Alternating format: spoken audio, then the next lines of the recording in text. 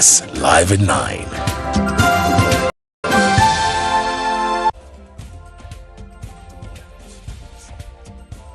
To join or not to join iPod, NUP is stuck between a hard place and a rock.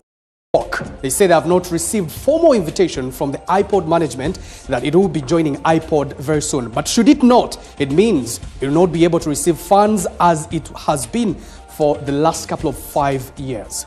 And court has told retired Canon Dr. Kiza Besije and Haj Obed Rutare Kamlegea that they either choose the lawyers on brief or court will be left with no option but to choose for them. I'm also asking you, either choose to take the headlines or I will choose to give them to you. Noop and Ant should be admitted. Has the NUP been admitted to iPod? We've seen the media reports. We've not yet received the official communication. Why is it taking too long to get formal communication? And we are saying we're eligible and there's no shame in that. My Lord, we pray that the prosecution can be able to make this disclosure by Wednesday because we need... Judge asks Besige to choose lawyers on state brief. And then this list will be given to the chosen persons. Choose some lawyers of their choice. Or court will choose for him. To write a judgment and we deal with the judgment. I am very happy for what Minister Balam has started. The Balam wave hits the country. You would call it a vote of no confidence in the government. Districts working around the clock to complete unfinished work. Voter display begins. Just imagine you only have 2 days. What explains the low attendance at the exercise? They have not done much sensitization to the people. Chaos at Malaba border over the URA seal. There is no sleep, you are not eating, there is no toilets. URA promises to normalize the situation soon. The first strand is using an online survey tool. EC on a nationwide post-election evaluation exercise to draw lessons from the 2026 general elections. Fill and submit their feedback. This is NBS Live at 9 with Victoria Sibia, Samson Kasumba and Kanari Mugume. Our top story tonight, the National Unity Platform says it has not yet received formal communication confirming its admission into the Inter-Party Organization for Dialogue iPod, despite reports that the opposition party has been admitted in principle. NUP says it remains ready to join the platform and will finalize the process once the required documentation is officially submitted. The opposition comes a day after the NRM Secretary General Richard Todwong confirmed that iPod Council resolved to admit NUP and the Alliance for National Transformation. In recent months, the opposition National Unity Platform has been pushing to join the Inter-Party Organization for Dialogue, but was initially blocked by stringent requirements. The move marked a U-turn for NUP, which had for years rejected the forum for political parties with representation in Parliament. Over the weekend, the NRM Secretary General, Richard Todwong, confirmed the iPod Council resolution admitting NUP and the Alliance for National Transformation. We have recommended that NUP and ANT should be admitted. But speaking to NBS, Chira Municipality Member of Parliament and NUP lawyer, George Musisi, confirmed that the party has not yet received the official communication or the memorandum of understanding required to complete the admission process. He, however, noted that NUP remains ready to join the iPod and that the party's acting president, Dr. Lina Zedriga, will sign the MOU once it is formally presented. We've seen the media reports. We've not yet received the official communication. But like we said, we made a letter to them seeking to be co-opted because there was an amendment which was passed by the 11th Parliament which made iPod membership mandatory, especially to access to state funding. We are unapologetically saying that parties should be funded. Musisi says NUP has always supported structured and principled dialogue and that joining iPod is consistent with the party's commitment to engaging on issues of national importance. He added that the central legal framework, which ties public funding for political parties to iPod membership, also makes participation in the platform necessary. Earlier, there was an indication that NUP is against dialogue. We're not against dialogue. In any case, we've been part of the National Consultative Forum, which is also under the law. For the last 6 years, we've been participating, we've been the vice chairs, and we've been participating in these dialogues in the National Consultative Forum. Our contentions with IPOD initially were about those resolutions of theirs, those resolutions which are reached after those dialogues, not finding their way into tangible resolutions that affect state policy. According to Musisi, once formally admitted, NUP intends to use the iPod platform to advocate for reforms and raise issues affecting Ugandans, including governance, accountability, constitutionalism, and the country's democratic direction. iPod membership, now it's legal, it's no longer voluntary like it were, and state funding has been made a condition to that membership, and we are saying we're eligible, and there's no shame in that. So we've seen the media reports, but we await any formal communication. And if it does happen, our acting president, like you all know, has been given the full powers by the president to act on behalf of the party. The party softened its stance.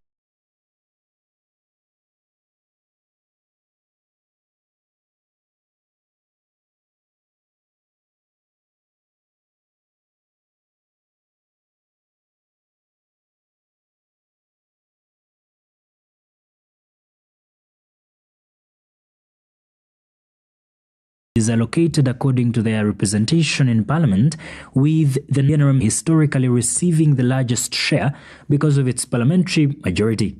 iPod is a forum that brings together political parties represented in parliament to promote dialogue on national issues and democratic governance.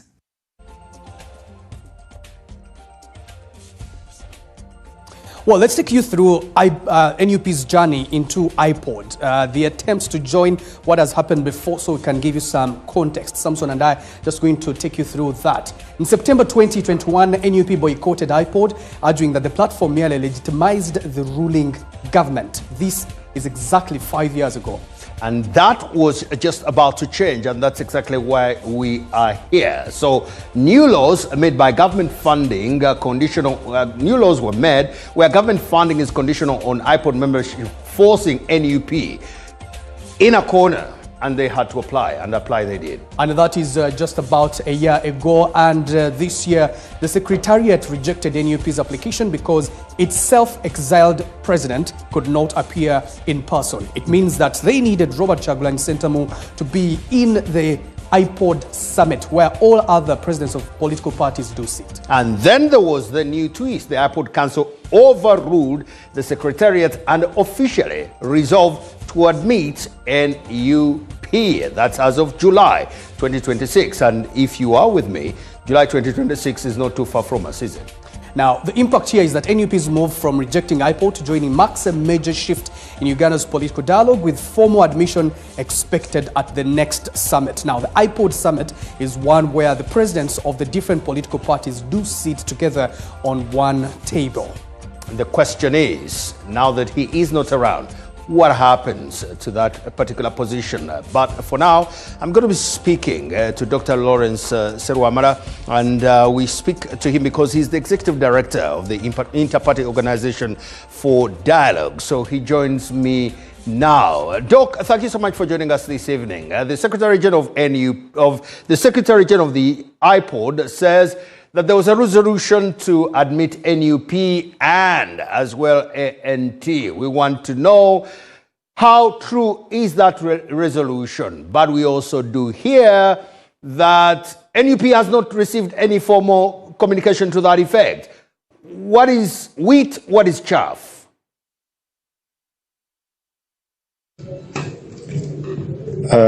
Thank you, Simon, for having me. Good evening, dear. Samson, first of all, I want to correct something. It's not true as reported that the iPod Council overruled the Secretariat. No, it's not true. What is true is that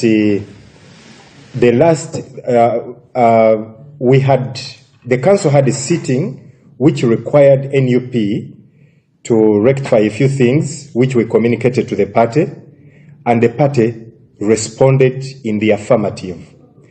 And what was left, therefore, was that the council would then reconvene and reconsider the response of NUP in accordance with the set out procedures. And once that was done, that is the communication.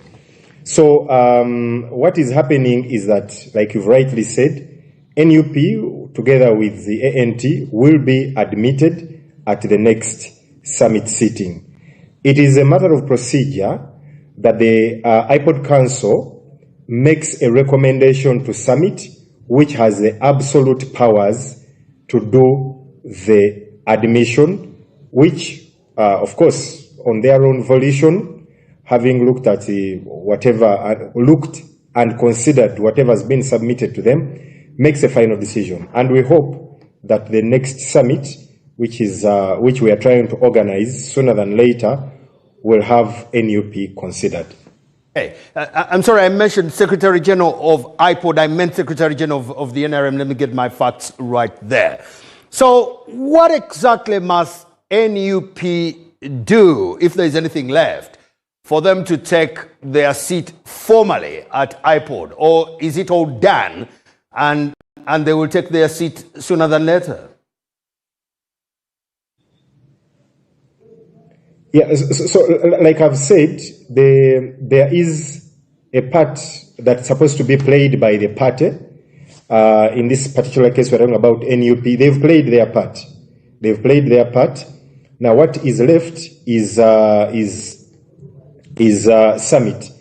One thing, of course, which council could not finally resolve is the fact that a political party can only be committed by the party president. As we know, Honorable Kyagulanyi is out of the country, but NUP has formally written saying that there is an acting party president who has been given the authority to do that. So if Summit finds that sufficient, then there's no reason whatsoever as to why NUP will not be admitted. So that is certainly what is still pending for determination by Summit. But like I've said, the test has been passed at the council level, and what they think, what council or the secretaries general think, is that let Summit consider it and make a final decision upon which it will pronounce itself. We now know that government funding is tied by law to IPOD membership. So what can, if anything, what can IPOD do to make sure that members, including ANT and NUP, adhere to the principles of mutual respect, mutual coexistence, and all these good things, so that we don't see bad blood flying around all over the place? Yeah, Samson, you are right. First of all, the law provides for two important aspects. It is not enough to be a member of IPOD. It is also imperative, on top of being a member, to participate. And now, as you know, IPOD largely exists all there. The core principle of IPOD's existence is conflict resolution through dialogue. So there are major activities of IPOD which any political party, even in accordance with our MOU, any political party is expected to participate in.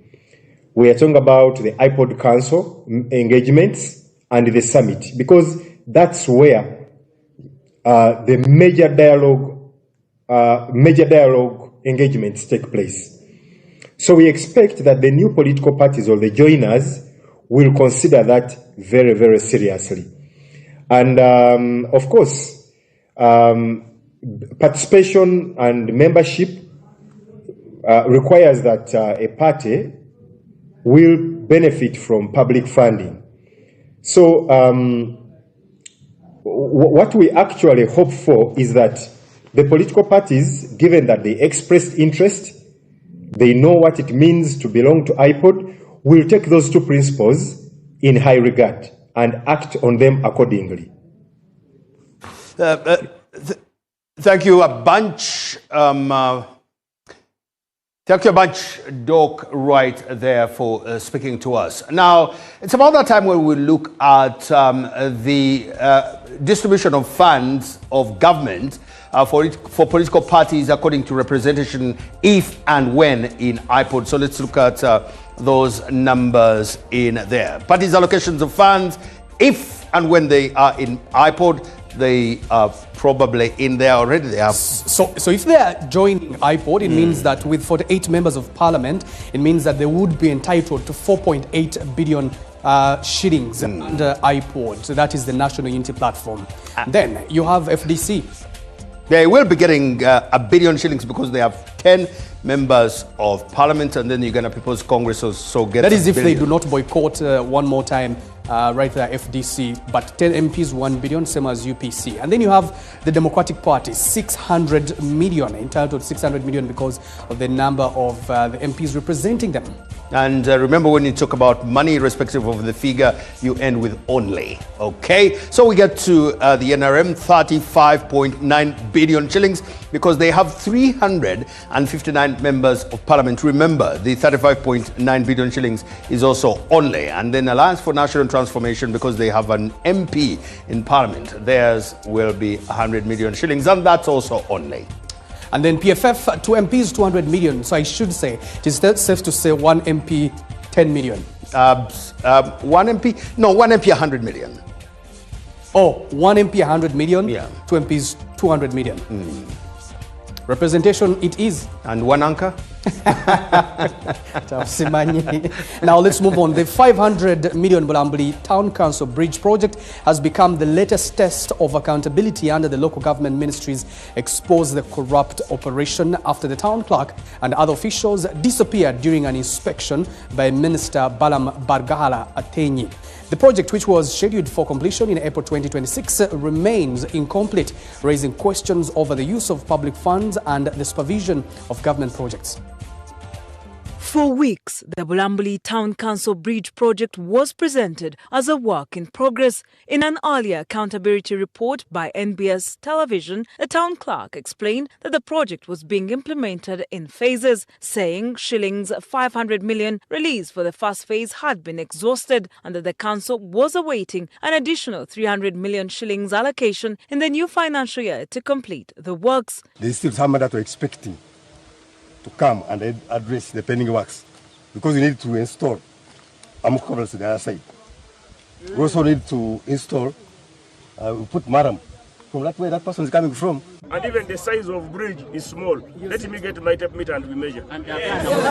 But when the Minister of Local Government, Balam Barghala Atenyi, arrived for an inspection under the Expose the Corrupt operation, the reality on the ground raised new questions. The project site was active, despite officials previously indicating that works had stalled due to a lack of funds. Residents told the minister that the sudden activity at the site had started only a day before his arrival. They accused local authorities of attempting to create an impression of progress ahead of the inspection. Instead of the expected construction materials, residents said workers were hurriedly collecting loose soil from surrounding gardens to fill sections of the road. They questioned why materials were being sourced from private gardens when the town clerk had earlier told NBS that completion of the road was awaiting additional funding. We want the town engineer to be arrested, the town clerk to be arrested today. And I also want the persons who cleared the internal auditor, who cleared the payment, to be arrested. The minister's visit exposed the growing gap between official reports and the situation on the ground. By the time the inspection team arrived, the town clerk and other officials who had been expected to explain the status of the project had vanished. The Bulambuli Bridge project is among several government programs currently under scrutiny. as the local government ministry intensifies inspections across Bugisu. For residents who have waited for the bridge to be completed, the unanswered questions remain whether the project failed because of inadequate funding or because of failures in supervision and accountability. Road construction activities have intensified in Moroto amid reports that the Minister of Local Government, Baram Barugahara, could visit the region. Residents say that the visit would provide an opportunity to assess the progress and quality of the ongoing government-funded projects. Richard Oyel reports. Construction equipment is busy across Moroto as engineers race to complete several infrastructure projects. Increased activity comes amid widespread speculation that Minister Balam Barugahara may soon visit Karamoja to inspect ongoing government works. Engineers have been seen supervising works to ensure projects are delivered within specified timelines and meet the quality standards outlined in their bills of quantities. Among the projects currently underway are the Nakapeli Main Prison Road, Clause 9 Bridge, and the Police Low Cost Tarmac Road. Moroto residents say they welcome a ministerial inspection, arguing that it will strengthen accountability in the implementation of public projects. The time for the corrupt has come to an end. There's no time for dilly-dallying. We must arrest anyone who is corrupt. We are here in Moroto. I want to speak to Honorable Balam and Namere. We are waiting for you ministers here in Moroto. The corrupt are here. The mayor of Moroto Municipality, Mark Sire, says most of the ongoing projects have either been completed or are nearing completion. Out of 15 roads, 13 roads were done at 100%. The 2 roads, one was done at 80%, the other one was done at 50%. Then Nakapelimen Link, which is done at a low cost, it is at 50% because we are still waiting for some other more machines which we are supposed to use for spreading tarmac on it. He adds that the municipality has nothing to hide and welcomes oversight visits. The move of Balam is a good move. I welcome him, I will receive him so that we can all work together to see where there are loopholes, we see how we can correct. While reports of minister's visit remain unconfirmed, residents say government oversight is important in ensuring value for money and quality infrastructure for residents. People are scared because Honorable Balam is coming. Honorable Namere is coming to Moroto, to Karamoja. So people are scared. The district engineers are moving around with the district councillors trying to assess the roads.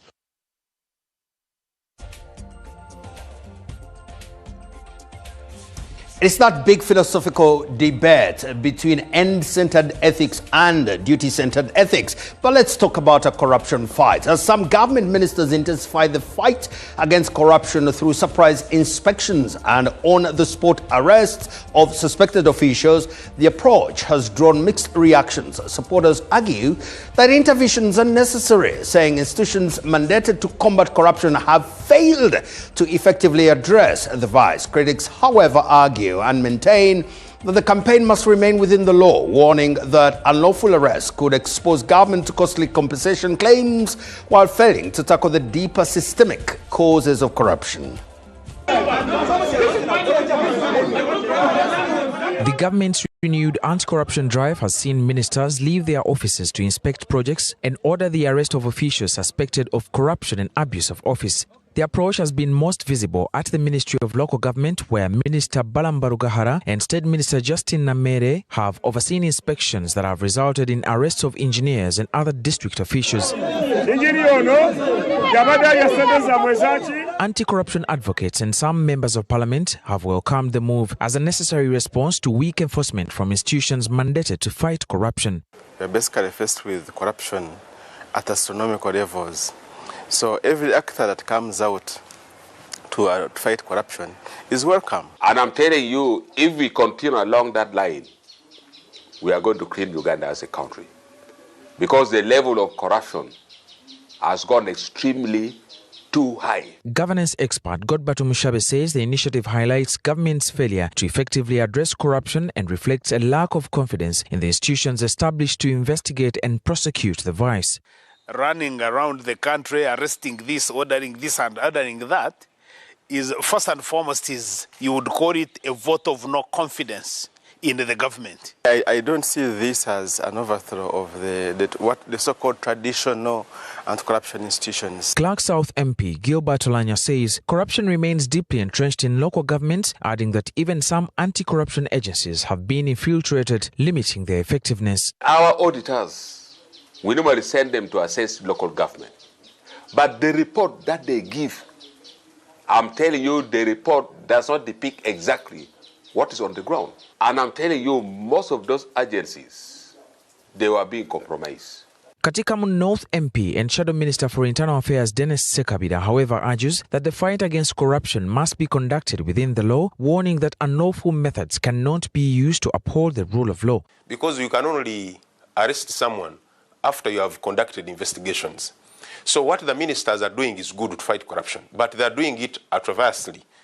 They do not have the power. I think Uganda is going to lose a lot of money to these victims because these people are going to run to court.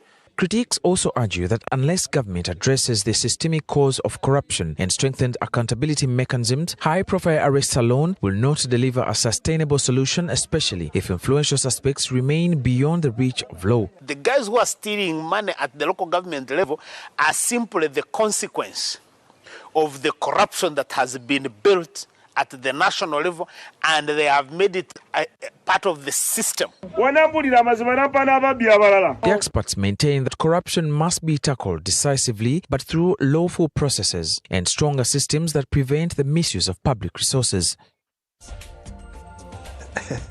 I'm waiting for the day when one of the people that have been picked in what is now being called the improper way, when they go to court. That will be a story to cover live.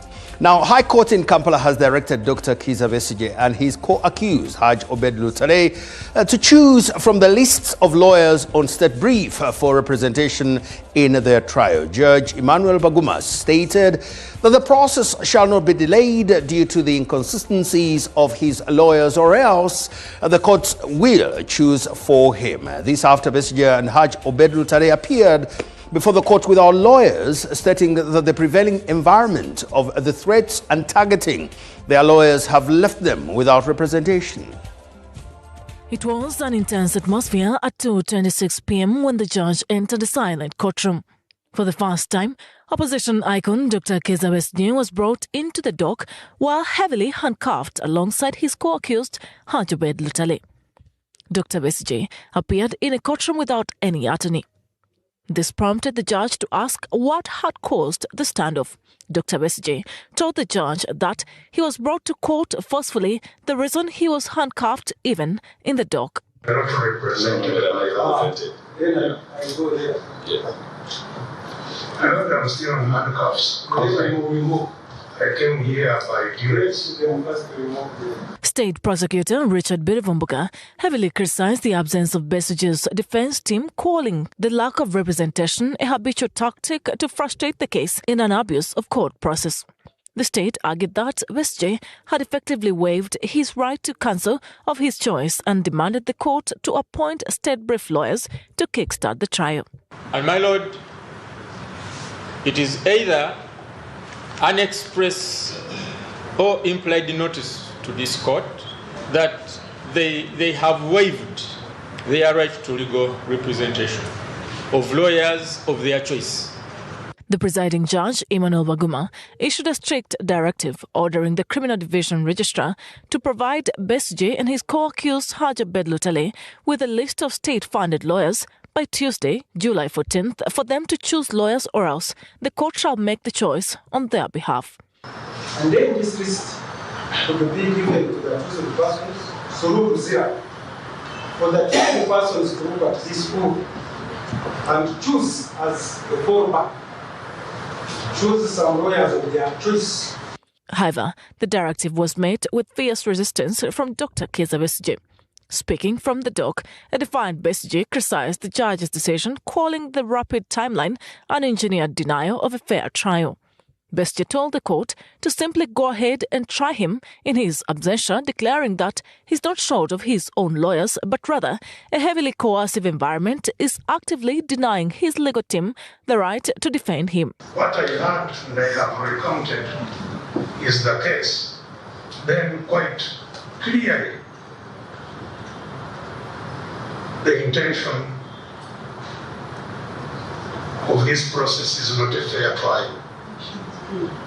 Very clearly. Besigye formally placed heavy demands on the court record, insisting that before any trial can begin, the registrar must fully avail the complete record of the proceedings of the main case and all related applications so far. He further decried a breakdown in communication, revealing that prison authorities had actively detained a letter he wrote last Friday expressing his legal dilemma.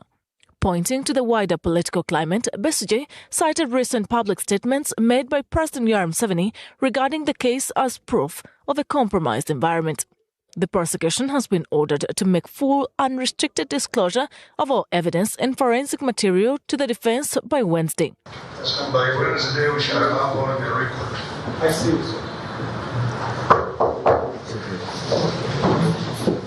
Meanwhile, the Zura prison authorities have been directed to immediately grant the accused access to all necessary facilities to review the case files and evidence.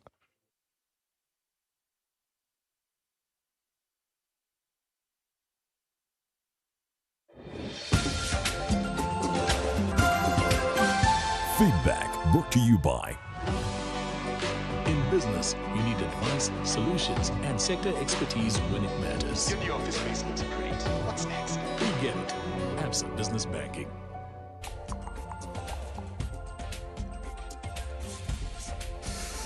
Right, let's take a look at your feedback on our opinion question. Tonight, the question is, how should the corruption crusade be handled in your area? What do you think? Corruption crusade. Amria's Gen Z, entitled Etisot, says, fighting corruption requires systematic structure reforms, not just reactive arrests. High-profile syndicates stealing billions will only stop when we fully automate government procurement and make contract bidding open to public scrutiny. Protect local whistleblowers and track the paper trail to restore economic stability for everyday citizens. That's in the future, but for now, handle corruption effectively in Uganda. The strategy must transition from highly publicized political spectacles to technical investigations that protect due process, create financial deterrence, deepen citizen participation, and also empower oversight bodies to act independently. Doesn't that take very long? Well, Mutereg says those courts should be made to cough out all the funds they stole. This habit of showing them on cameras and they run away with the loot should stop. Do you know what I'm thinking? Public officials, contractors, and anyone handling public resources should be investigated and prosecuted when evidence of corruption exists, regardless of their position on all political connections. More to come, brought to you by Global Paint! How? For the seating. For us, we use Global Mat. Global Paint, a reliable product.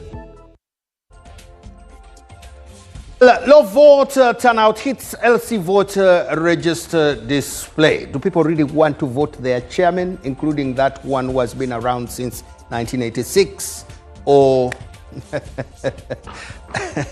you know what I'm thinking? The day malaria that is supposed to be flushed out of your body starts saying, no, give me tablets, I don't want intravenous. You know there is an issue.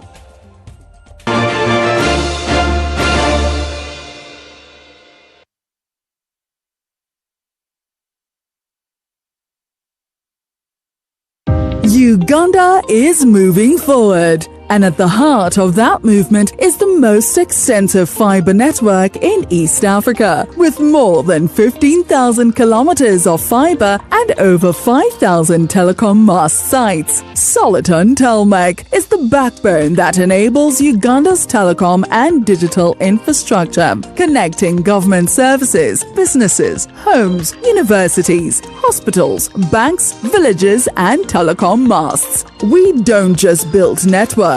We maintain and commercialize critical infrastructure that supports national development. East Africa's leading fiber company, connecting Uganda with the most capacity. Soliton Telmec, building networks for life.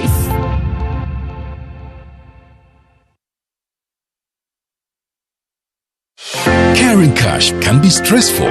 The I&M Bank multi-currency prepaid card makes paying smart and simple. Load and spend confidently in 9 currencies: Ugandan shilling, Kenyan shilling, Tanzanian shilling, Rwandan franc, Indian rupees, United States dollar, British pound, euro, and South African rand. Enjoy safe, simple payments wherever you go.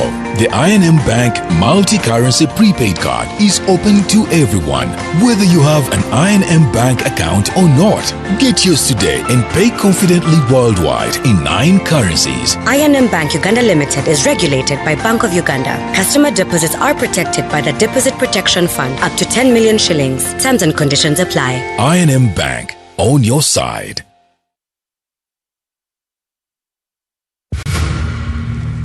They share an office. Some work in the day, some at night. What they have in common: focus, dedication. That's what makes them champions. They also share something else: the reward of being one. The official beer of the FIFA World Cup 2026. Not for persons under the age of 18. Drink responsibly.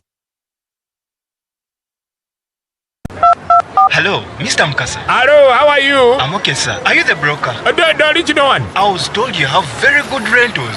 That is right. How many bedrooms do you want? I want 3 bedrooms. Okay, did I tell you of the price? Yes, of course. 500,000.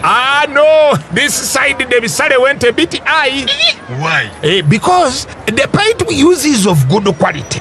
So the place gained the value. Which paint? Global paint. How? For the ceiling, for us we use Global Mat.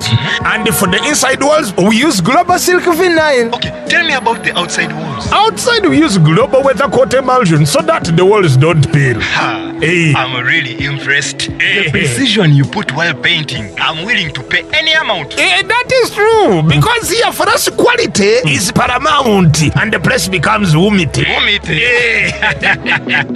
Global Paint, a reliable product.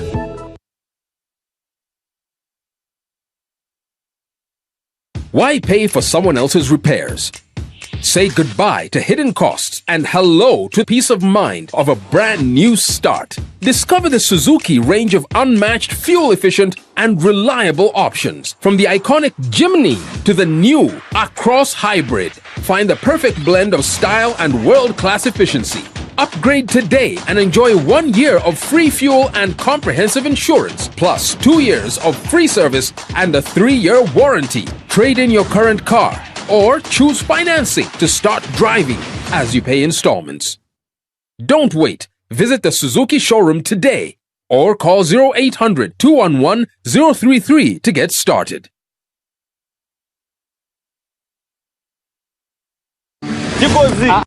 The problem is the foundation. Do you know the kind of cement I'm using in this foundation? I guarantee you even my grandchildren will come and find this house. You buy your buy today and get the job done. Strong, reliable, available at hardware shops countrywide. Malayuni Pride Bank. It is so easy. You just have to maintain a minimum monthly balance of 100k and we'll give you health insurance for free. The bigger the balance, the bigger the benefits. Visit a nearby branch or call 0800 333 999 to learn more. Pride Bank. Your growth is our pride. Searching for the right investment destination, Kabalega Petro-based Industrial Park is now open for business in Hoima, Uganda. Over 221 plots measuring 536 acres are available for petrochemicals, agro-processing, manufacturing, industrial services, logistics, warehousing, ICT, hospitality, commercial and residential. Don't let this opportunity pass you. Visit the KIP Investor Portal at kip.unok.com. Discover the various investment opportunities and project updates, create an account, and book a site visit at KIP. Kabalega Petro-based Industrial Park is open for business. Invest in KIP, invest in Uganda.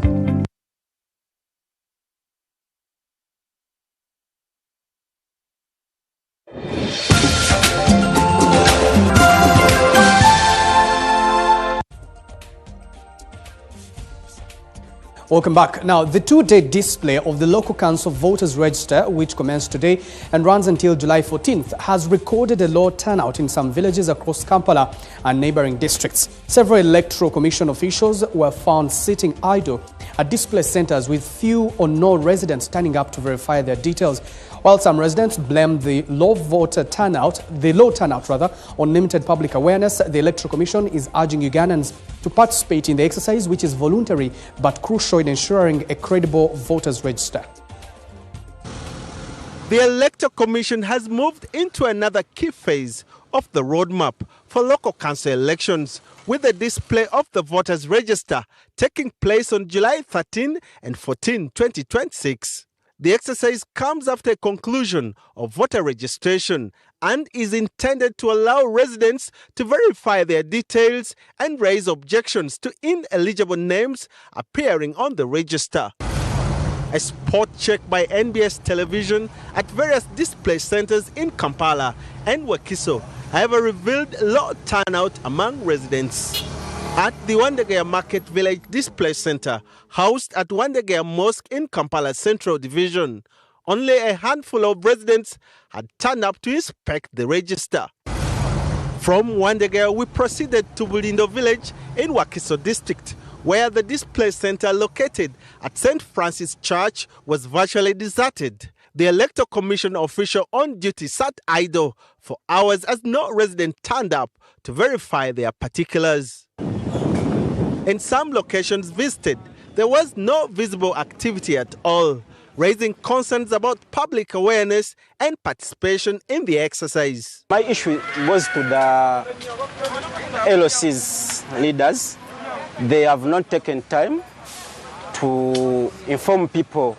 I was expecting them to get like some mukalakasa, then they alert people to know that they have to check in the register. Participating in these processes is voluntary. It's not mandatory. We appeal to the sensibilities and the civic consciousness of our people that you should not let somebody else determine for you who will become your LC1 chairperson.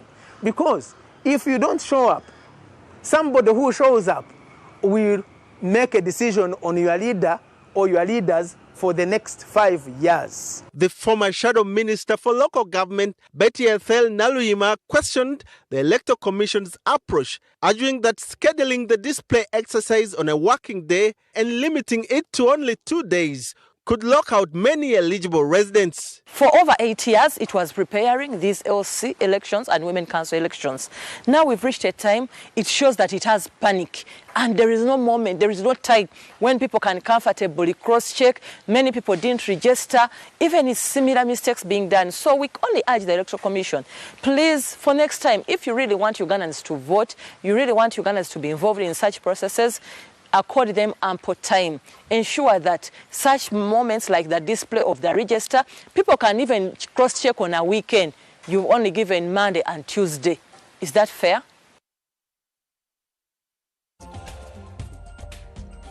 NRM Secretary General, that is Richard Odwong, has defended the $6 billion party allocation on the LC1 election, saying the money will go for preparations ahead of the polls and also cater for declaration forms and agents. He says their manifesto implementation majorly depends on grassroots leadership and they are not taking chances as they push for dominance. Of the LC1 and Women Leaders election, NRM Secretary General Richard Odwong has defended the $6 billion allocations, saying NRM will not take the election for granted as they root for agents at declaration, within the bigger percentage of the funds going for preparations. We may not even need only that money.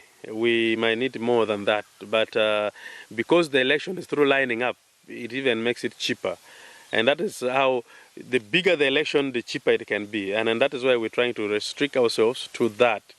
The only expenses that we have to encounter is the expense of having declaration forms that are submitted to the party. That means in all the villages of Uganda, we must have declaration forms which agents of the party must come back to the party with. It's a normal election. Odwong says most of the implementation of the NRM manifesto targets rural and local structures, saying the party is more intentional with having majority LC1 elected. So that the people's voice is also heard by government. It is not a one-way traffic. So it is very important for people to understand the background of having these leaders at the grassroots, so that they speak what the people want. The other one speaks what the government wants. So when you mix the two, there will be development. And that's why Uganda has been peaceful for a long time under NRM. On which region the eye is on, the party maintains they'll focus on national win, but pushes for more leverage in Buganda and Lango regions. We have no problem. Lango is fully NRM with a few sporadic support for UPC, which is not same with Buganda. You might say Buganda is Noob, but Buganda is not Noob. We in the last election, we won heavily in Buganda. We have just won by election in Kalangala for the woman member of parliament. So we are everywhere. The beauty of it is the National Resistance Movement Party has flag bearers in every village. All the 72,000 villages of Uganda, we have elected flag bearers. None of these parties can even have flag bearers in a quarter of the country.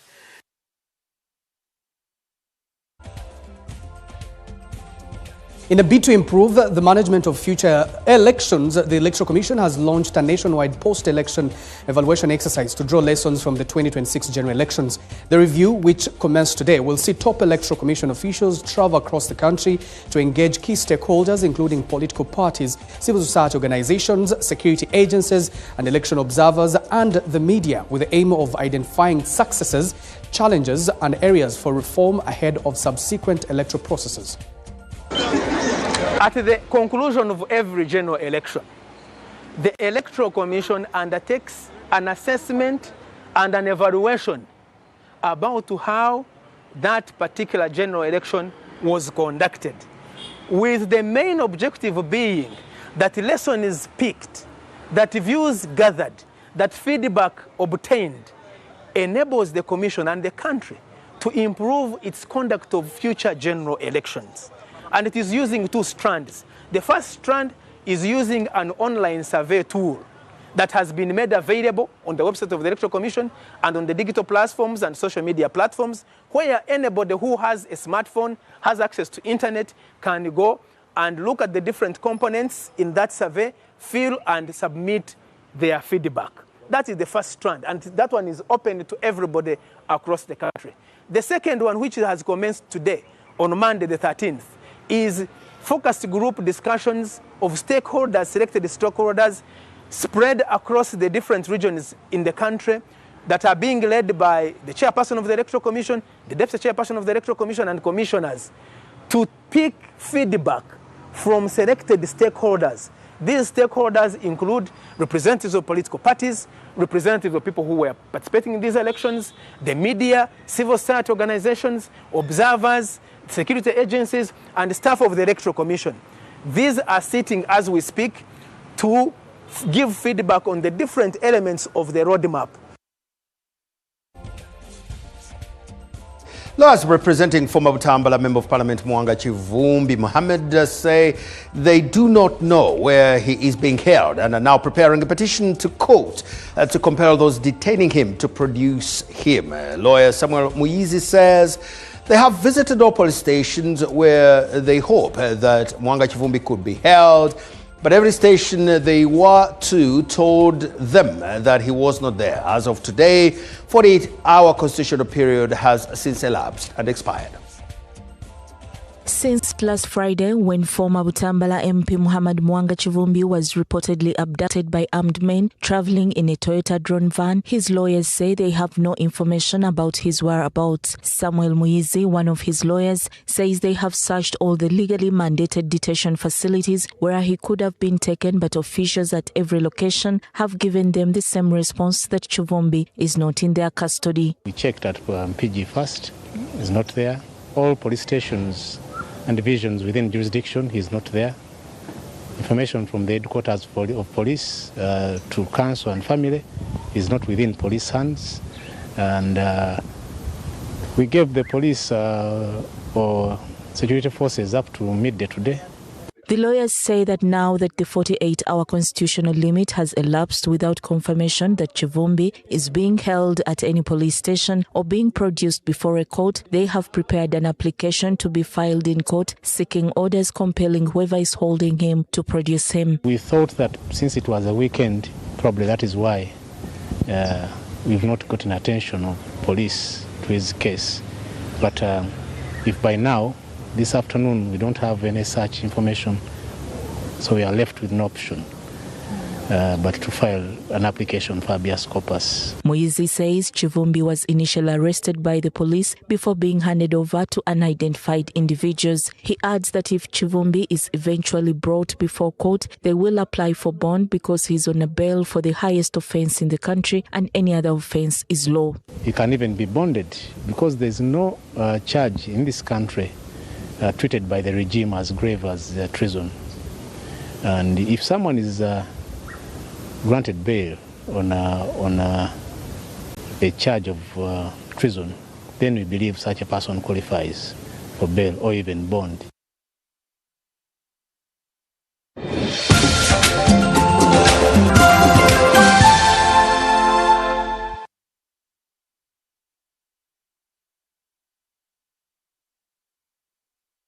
All right, listen up. Colgate is on a mission. It's kind of a big thing. Colgate Herbal uses traditional nature's herbs and combines it with Colgate science for healthy gums and strong teeth. Colgate Charcoal Gentle Clean cleans and polishes teeth for a whiter smile and a naturally fresh and clean mouth. Choose natural. Choose Colgate Charcoal.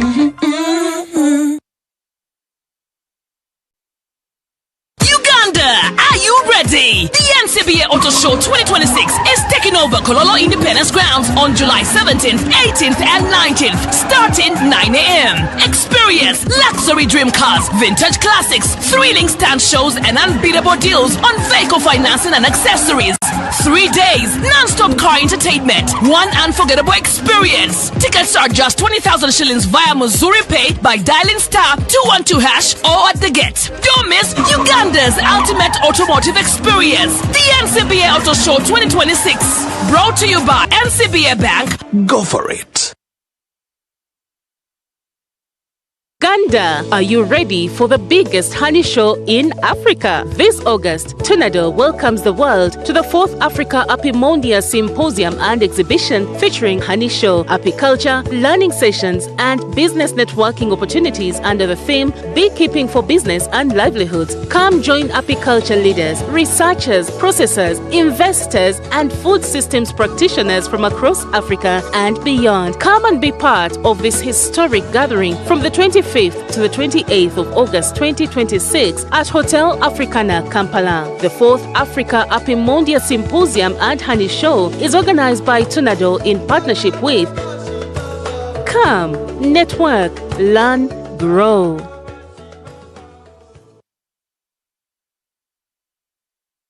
Can I have a light, please? What is this? Castor Light, the best testing light. Try it. Try it, try it, try it.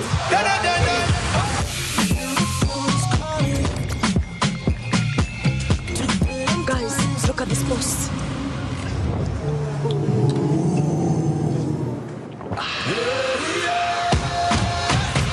Nothing hits like extra cold. Castor Light. Try it.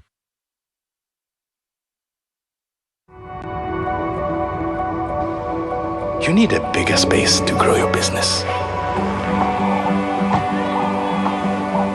You need to be ready for any season. We need to stop here before we roll.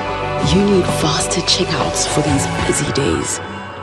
In business, you need advice, solutions, and sector expertise when it matters. Your new office space looks great. What's next? We get it. Absa Business Banking.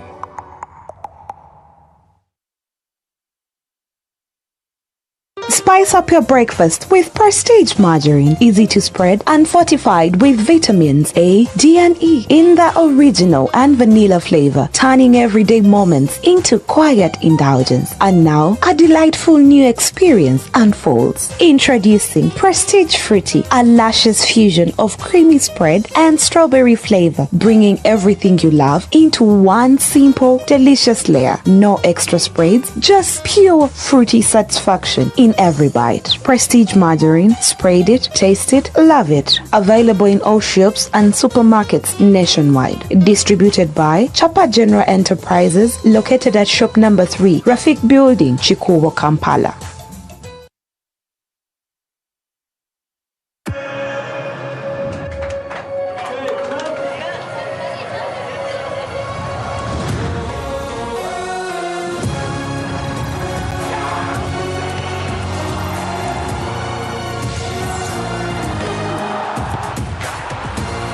From 11 June to 19 July, everything can wait. The FIFA World Cup 2026. Catch all 104 matches on 4 dedicated channels, live on SuperSport, only on DSTV.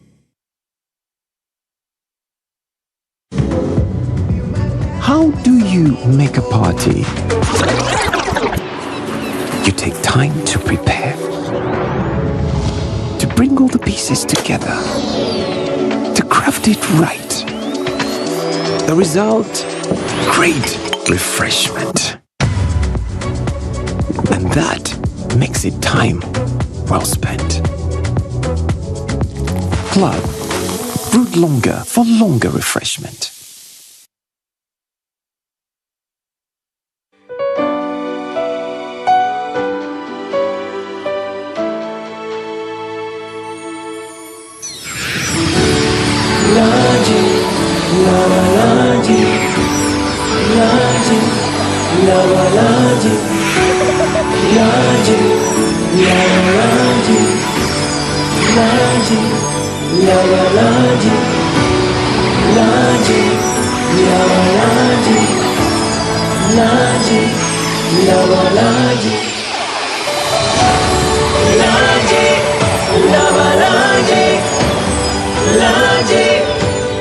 Color your words.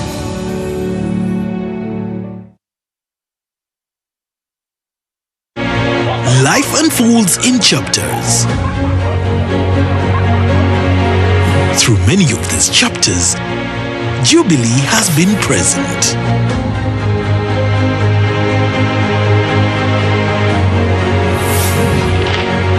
But life does not happen in separate chapters, and protection should not be separate either.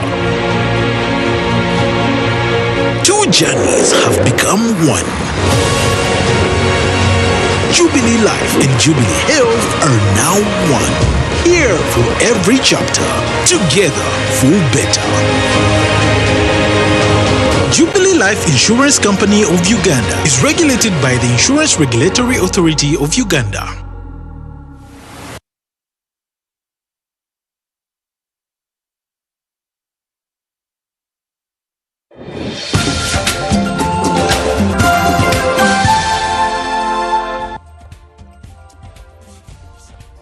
Parliament does have a fiscal infrastructure committee, and that very one has summoned the Minister for Works and Transport, Fred Biamukaman, to appear before it on Tuesday to explain the increasing road accidents and the number of contractors who have abandoned road projects across the country. The committee chairperson, the Mbara South Member of Parliament, Mwinem Parker, said more than 28 road projects around the country have been abandoned by the contractors, a situation that has worsened transport and service delivery.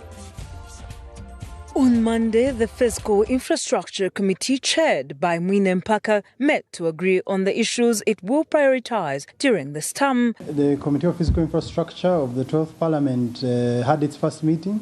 After the meeting, the chairperson of the committee, Mwinem Parker, said the committee agreed to summon Minister Fred Biamukaman on Tuesday, together with all technocrats from the ministry, to explain why most contractors have abandoned major road works. We are going to meet the ministry in regards to the roads that have stalled beyond their expected completion date. We also want to find out reasons as to why some contractors abandon these roads. We know these roads are costing government a lot of money and interest daily, and also affecting trade.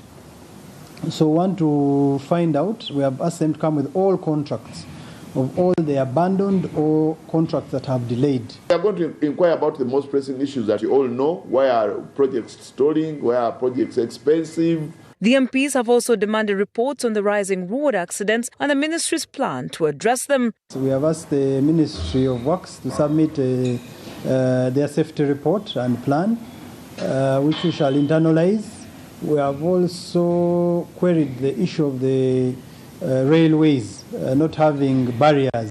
According to committee members, the committee will also interest itself in the operations of the Uganda Railway Corporation, where plenty of the corporation land has been grabbed by the so-called powerful individuals in government. But we also know some of the land that belongs to Uganda Railways has since been taken over or stolen by several people. So we want to analyze the inventory at Ministry of Lands and Uganda Railways and discover who has been taking this land or who has taken it and who was involved. Mpaka further revealed that on Wednesday, the committee will also meet officials from Kampala Capital City Authority to discuss the problem of flooding in Kampala City. We are aware we are about to approach the rainy season and we wouldn't want to see floods in the city and businesses being affected. So we want to know their strategic plan to control these floods and find out if there's any solution that can be offered in advance. Interesting story there. Now, the Parliamentary Forum on Malaria has explained and expressed concern over thousands of learners that continue to miss classes because of malaria. Launching the Malaria Walk at Parliament, the legislators under this very forum say malaria continues to disrupt education, lower academic performance, increase school absenteeism and deny many children the opportunity to reach their full potential. Hence, the need for a joint effort by all stakeholders in fighting malaria. The fight against malaria is everyone's responsibility, and even for UPFM, the slogan is that a malaria-free Uganda is our collective responsibility.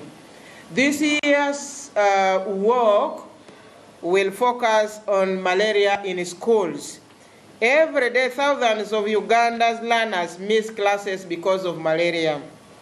The disease continues massively to disrupt education. It affects academic performance of our children.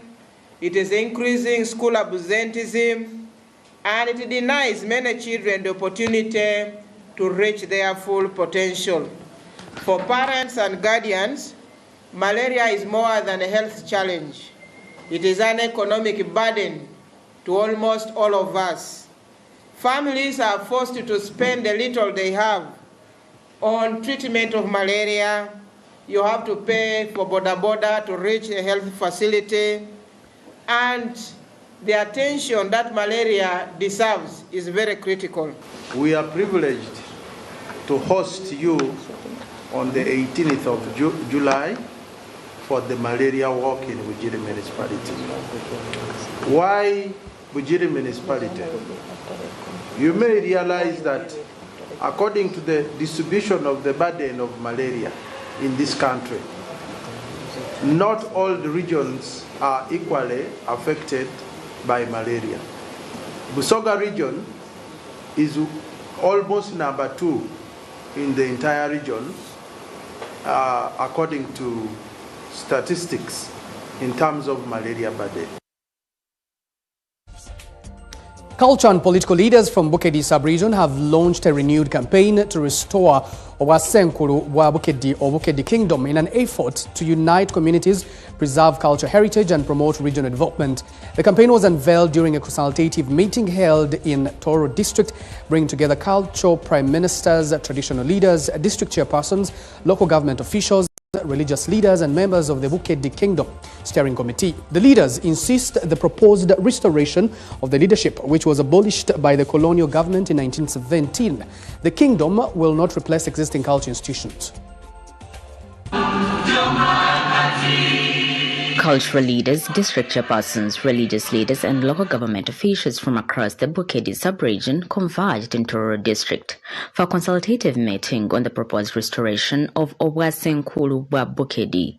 The meeting sought to build consensus on creating a united cultural platform to champion development while respecting the independence of existing cultural institutions. We are going to work closely together with government and pull resources to Bukeddi and full economic development of Bukedi.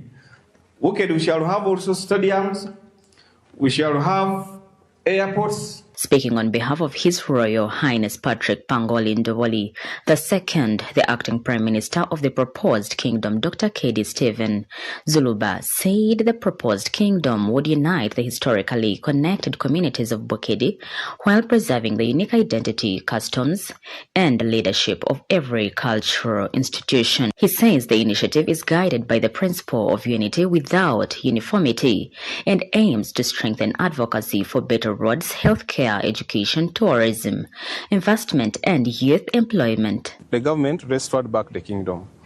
And from that time, we've been engaging stakeholders to make sure that we come together under one umbrella with one voice, such that we as Bukedi, the kingdom is restored, such that also the citizen or the subject of the kingdom start benefiting with a lot of development and other things for socio-economic development. One of the problems of Bukedi is being so linguistic with the different languages. Kibuku District LC5 Chairperson Muhammad Nakeba rallied the people of Bukedi to embrace the initiative, saying unity among the region's communities would strengthen development efforts and safeguard the area's cultural heritage. Also comes like that, even in schools, these things are gone in schools. You find that when there is a certain school, maybe the electing prefect, the other jobs can come up against the leaders, which is not good. Participants and other leaders also warned the proposal, describing it as an opportunity to preserve Bukedi's history while promoting unity among its diverse communities. Let's work together to see to it that we restore our kingdom. The steering committee says consultations will continue across the sub-region as leaders seek wider consensus on the proposed restoration.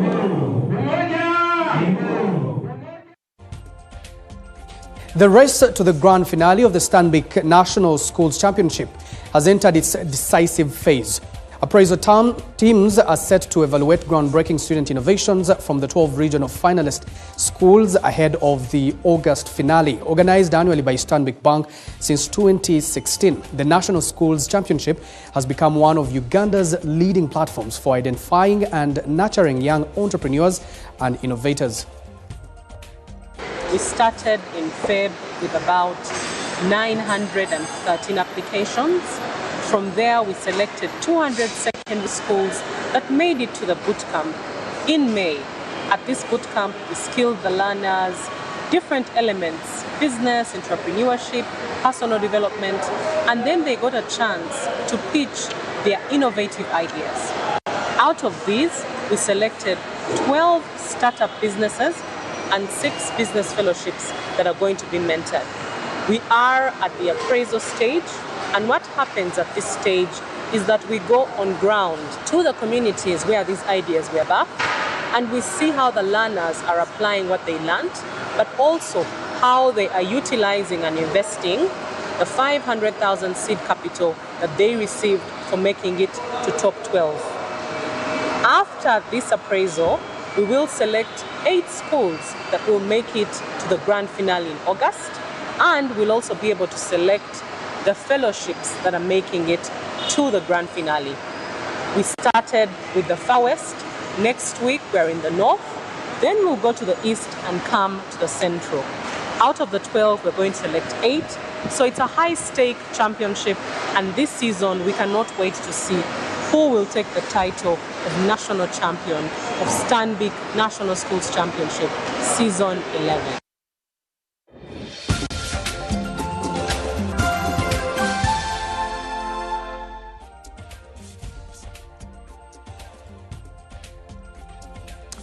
What are your leaders saying online? Today at my Chisozi farm, the president says in Gomba district, I met His Excellency, I met Fatih Ak, the ambassador of the Republic of Turkey to Uganda.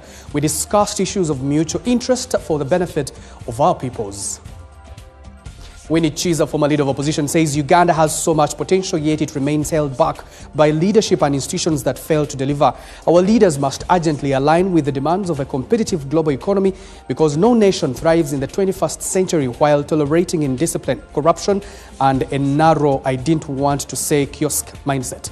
It's a kiosk mindset.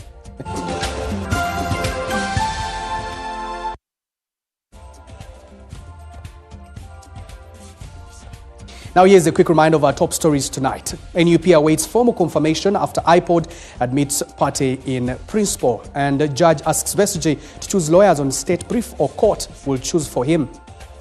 And then the Balam wave hits the country as districts work around the clock to complete unfinished work. NBS Live at 9 takes a break. We'll be back here with more stories, business and some sport.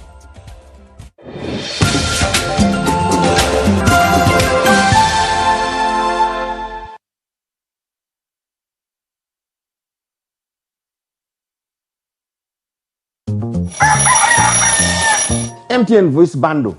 Yeah. Load. Hey. Hello, Mama. Hey, it is me, your son, Opio. Hey, now, Mama, listen to me. MTN has the offer. Yes, it has the offer. You load from 7 a.m. to 8 a.m. Now, they have free MTN to MTN minutes. And those minutes are there all day. So you load, you'll thank me later.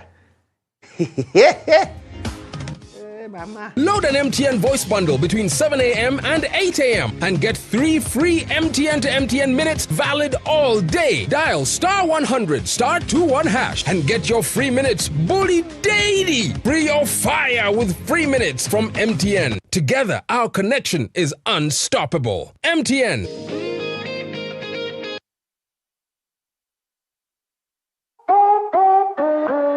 Start something new, something uplifting, something so effortless and golden.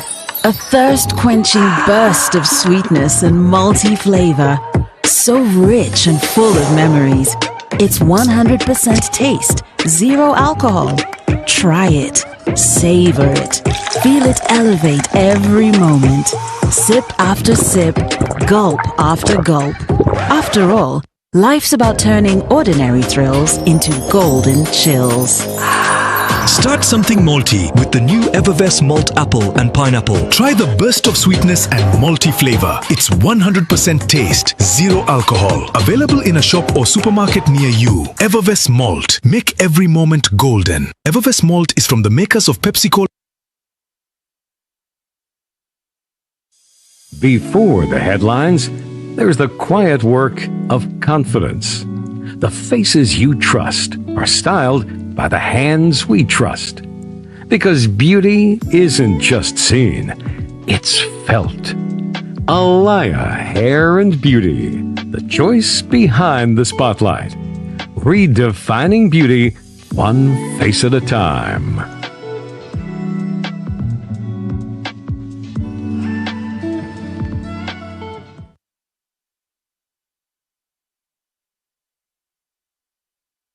Hey travelers! Are you a family gearing up for that big vacation, a hustler working abroad coming home, or your squad chasing sunsets and passport stamps? It's time you lock in. Say goodbye to long airport queues, shocking roaming bills, and the stress of hunting for local SIM cards, because now you can travel like a local. Stay connected in over 180 countries. Just scan, tap, and boom! Instant data the moment you reach your destination. Get your Rogue Travel eSIM today at travel.roguetelcom.co.ug. Contact us on 020-5000123.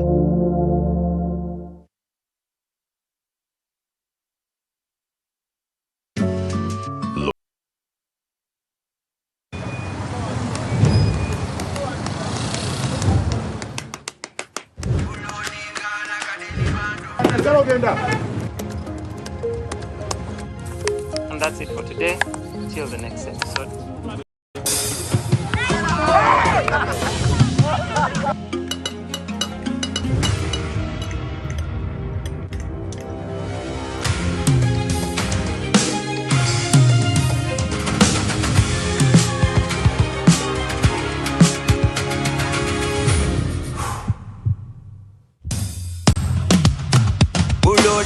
Like a daily bando, like a daily bando, like a daily bando.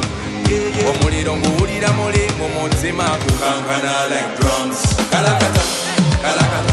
Elendongo ya kusabula. We gonna do free of fire, free of fire, free of fire.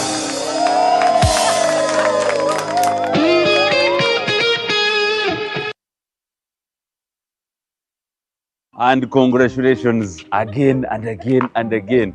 You have not seen yet. There is the detail of this place. Yes. So we want to make sure that you have a good view of the swimming pool. Now this is for your parents. Close parents, real parents, uncle, auntie, 1, 2. This one we specifically set for relatives that speak a lot. And this one is for Richard. I'm no longer with Richard. I'm with Augustine now. No, still Augustine will sit there. They will collaborate because one needs the other.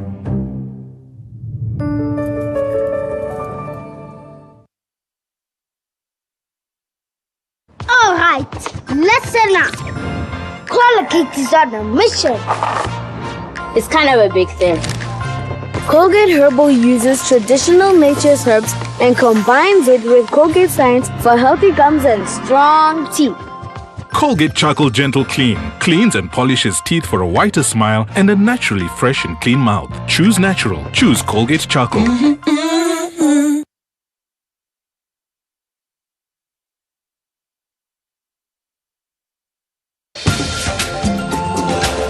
Business Pulse, brought to you by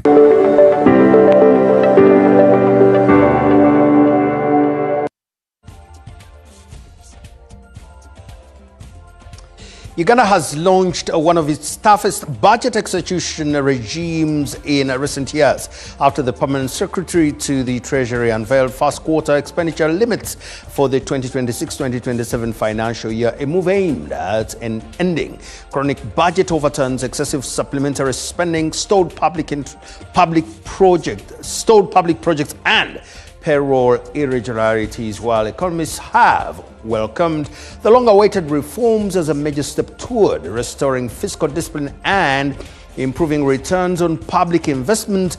They say their success will ultimately depend on consistent enforcement and strong accountability, particularly among the state-owned enterprises.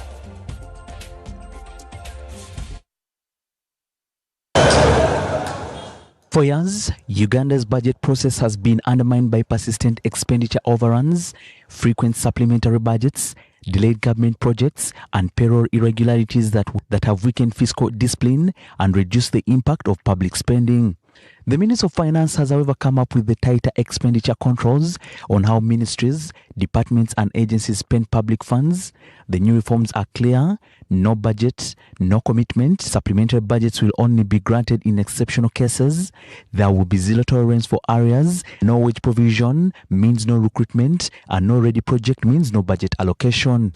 These reforms target waste, corrupt budget practices, delays, and inefficiency. And remember now, our 3 principles of supplementary budgeting are kicking in place. Number 1 is that it must be unavoidable. It is something that has come, you must do it. If you don't do it, the consequences are very high. It must be unpredictable. It is something that you could not plan. So it is close to a disaster.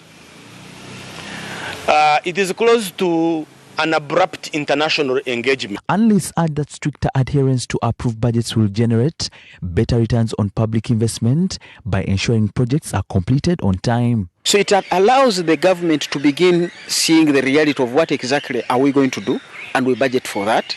Because we know very well, at no point have we spent the exact amount that we appropriate. But because people put in wishful things or ideas and then go home and sleep. But also a project not being ready, they spend the money in the preparation process. Remember, they will be doing procurement of that project, the design of that project. So for them, they are eating as officials. For me, it's a good way to go, and we don't need to relax any area in that kind of space. We're going to strengthen planning. When you have a strong planning program in the country, the chances of you achieving your results, and this goes with our $500 billion economy target, is that yes, we are going to fix the planning issues, and thus the chances of achieving our maiden goal is likely to come out.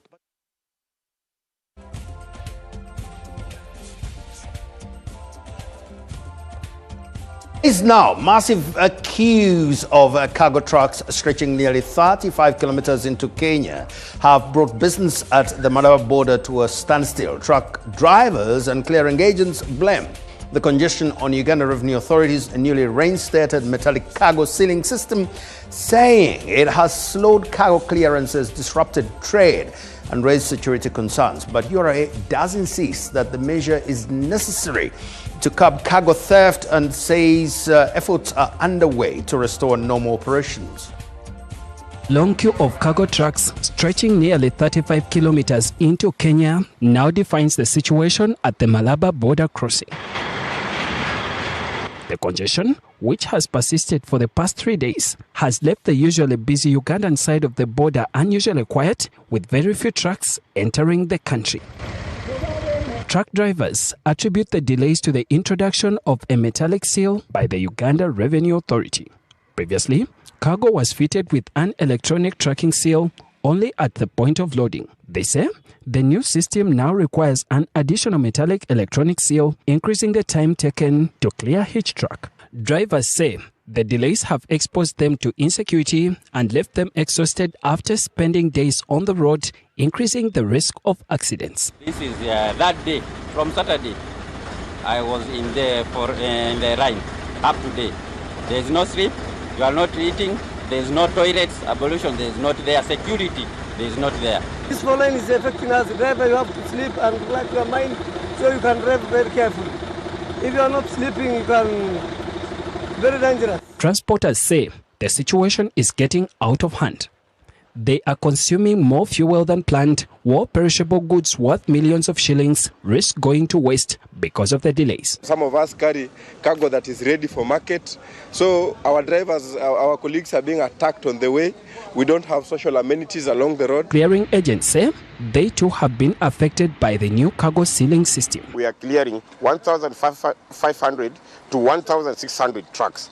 But now we are clearing half of the trucks, which is 750 trucks. However, the URA Eastern Region Manager Abe Mawerere says the authority reinstated metallic cargo seals after cases of cargo theft increased when the system was temporarily suspended. We discovered that for the little time we had suspended the sealing of cargo with the metallic seals, some wrong elements had begun stealing cargo out of transit consignments. And that is why we had to ensure that now every consignment leaving custom yard, the cargo is sealed to curtail that revenue leakage caused by some people who are stealing cargo out of these containers before they reach the bonds in Kampala. On the long queues that have disrupted trade and affected livelihoods, Mawerere says URA is working around the clock to restore the normal operations by Tuesday. The government, with funding from a German government and the European Union, has launched a training and skilling program for artisanal miners with the intention to eliminate unsafe mining. And these are practices as well as building a skilled workforce in Uganda's mining sector. A training facility will be set up in Kagate Sub-County, Sijiro District, and will be coordinated by Woodcross Resources, the country's tin smelters. Artisanal and small-scale mining in Uganda is an economic cornerstone that supports over 600,000 direct jobs. Despite its massive contribution to exports, the sector is largely informal, highly manual, and environmental hazardous, with 85% of the miners operating without licenses. Like in many other mining depots, this is also evident in tin mining in Chikagate, Isenjuro district. Where people are still using those local methods, the indigenous methods, whereby one gets a pickaxe, a spade, and goes to the mountain and starts mining. To avoid all these deadlocks in the mining sector, the Ministry of Energy, with funding from the German government and European Union in coordination with Woodcross Resources, are set to start a training facility in Chikagate Sub-County in Isenjuro District to train and equip artisanal miners with modern skills to curb bad practices. We see the largest gaps in the mining sector at the grassroots level. The miners need training, they need equipment, and they need to be orientated around the requirements for environmental health and safety to make sure that they're compliant and they're able to participate in this industry. Kwesi Kutesa, the Director of Corporate Affairs in Woodcrest Resources, says the skilling program will allow miners across all mining sites to be trained and assessed to reinforce safe practices and environmental management. The first cohort targets 100 participants, and each will be trained in at least one module directly relevant to the workplace. Project Ujuazi is looking to skill artisanal miners in different modules across the value chain, from processing to mining to giving them a better understanding of geology and, of course, environmental health and safety. The facility targets all artisanal miners despite the academic levels. Sector players are hopeful that Uganda's mineral exports will increase. Currently, sector players, through the technical and vocational education training, are designing a curriculum to facilitate the smooth running of the training facility. Once the curriculum is approved by the TVET Council and the Ministry of Education and with DGSM to ensure that we have a curriculum which is able to assist the entire sector, address gaps along the value chain and professionalize the mining activities. Artisanal miners say the initiative will help them shift from rudimentary to modern methods of mining. Teaching us safety, like how to use PPEs and the explosives, like teaching us how to protect the environment. Available data from the Uganda Bureau of Statistics shows that the country's mining and quarrying sector contributes approximately 2.2% of the national GDP, with gold being the leading mineral.